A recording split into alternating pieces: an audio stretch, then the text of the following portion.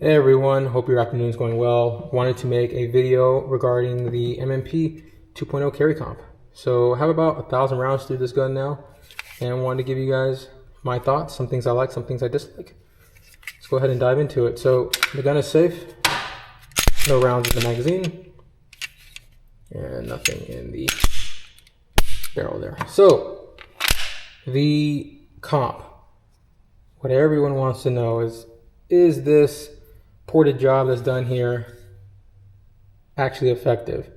Well, I can tell you that from my experience comparing it to the MMP 2.0 full size, the 4¼ inch barrel that is not ported, this has about a 5% reduction in recoil. So this gun does shoot a tad bit softer, I would say about 5%. Will you know the difference between the two?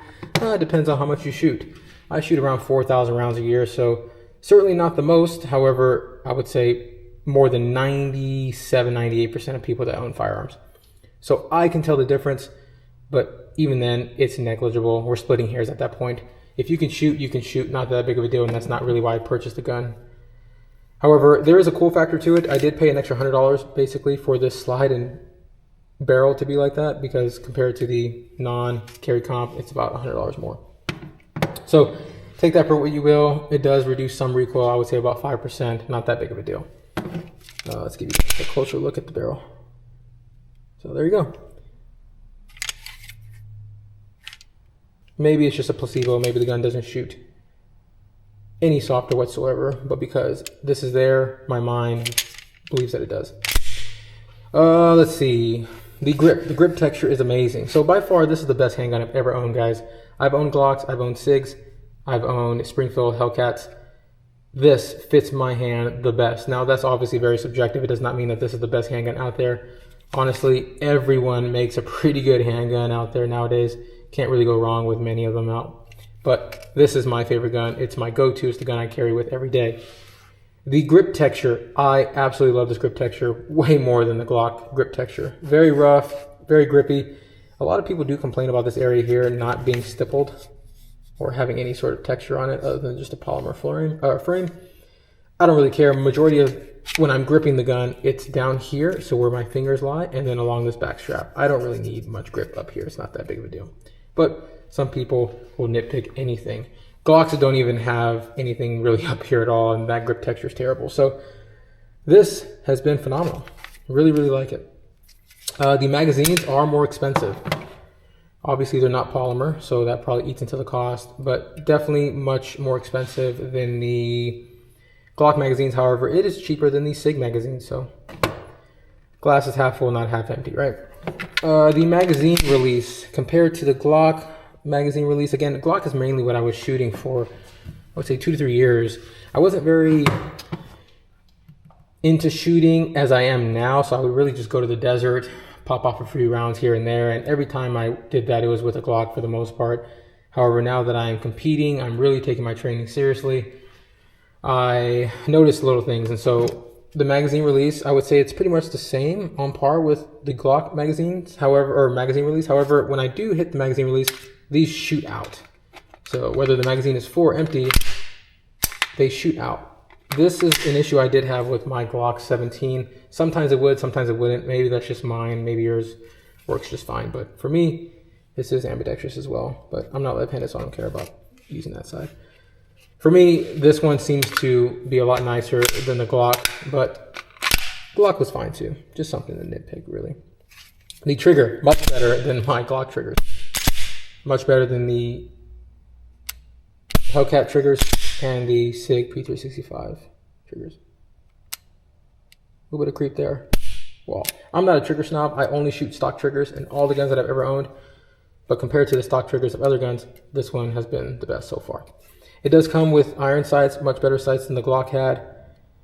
I don't use them because as soon as I bought the gun, I mounted a red dot on top. But if you're into that sort of thing, these sights seem to do just fine if you're going to be running it that way. What else? I think that's pretty much it. The takedown is obviously different than the Glock. So slide release here, hold it up, drop this lever down, bring the slide back, pull the trigger, slide comes off. So a little bit different than the Glock takedown methods. This gun's pretty dirty. I have not lubed this gun once or cleaned it once, and it has 1,000 rounds through it. Again, 0 malfunctions, but we all know M&P is reliable. I don't need to prove anything there. So, things I dislike about it. The magazines are more expensive. Second thing I dislike about it, the slide release here is a little large. So I'm noticing that when I grip the gun with my support hand, I do get sort of a hot spot right here in the thenar region because of this slide release. So it does protrude out more than the Glocks did, or more than the SIGs did, or the Hellcats, because I didn't have that issue. But I'm finding when I go to the range and I'm shooting maybe a 200, 250 round range session, I am starting to get a hot spot on this side. And actually, this one compared to the full-size M&P feels like it's not as large. Maybe that's just me. I'm not quite sure. So that's a downside, I guess. Maybe I'll have to trim this down somewhat, because I do notice after about 200 rounds of shooting, I am getting pretty sore here. So that's a downside for me, I guess.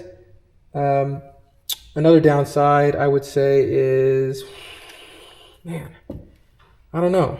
Sorry guys, so I did realize I forgot to say 2 different downsides that I have noticed with the M&P. So the first being this chamber indicator up front here.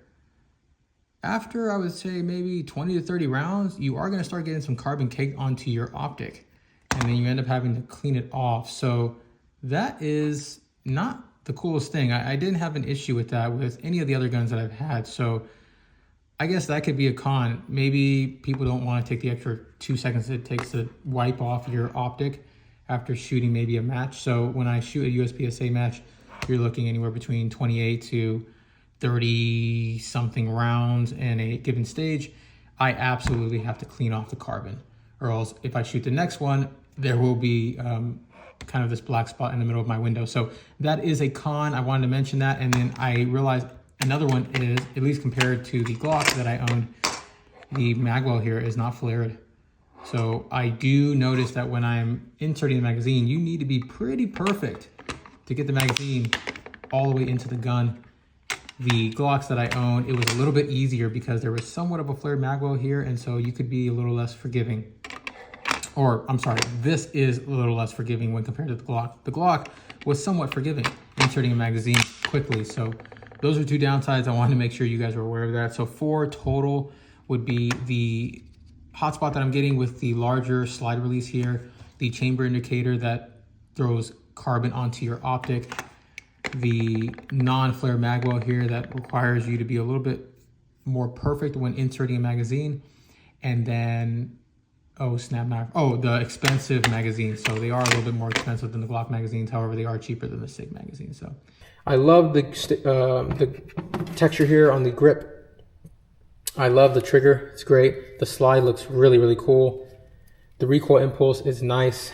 The grip angle for me is much better than the Glocks that I owned, and it's reliable. So definitely a solid contender when you're comparing this to other high-performing guns on the market. This has been the best gun that I've ever owned, and so take that for what you will. But 1,000 rounds through the M&P 2.0 carry comp. The gun's been reliable. It looks really cool, and it carries well. So really hope you guys enjoyed this video. Not the most detailed video, I understand that, but I really just want to make a clip discussing some of the things I like, some of the things I dislike, and how reliable the gun has been for me thus far. So really hope you guys enjoyed this review. We're signing out.